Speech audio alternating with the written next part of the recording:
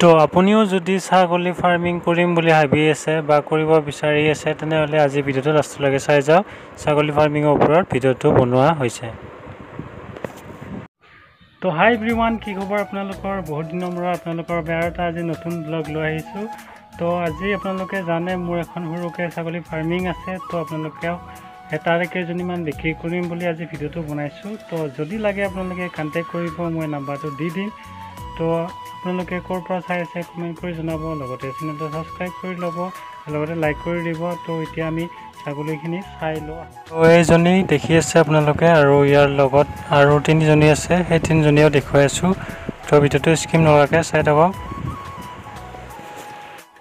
আৰু ইয়াৰে লগৰে হয় তিনিজনী আছে, এইজনীয়ে 4বাৰ পোৱালি দিছে। তো আৰু যিখিনি আছে সেইখিনি আৰু তিনিজনীটো এবাৰকৈ দিয়া হৈছে। তো যদি লাগে আপোনালোকে কণ্টেক্ট কৰিব।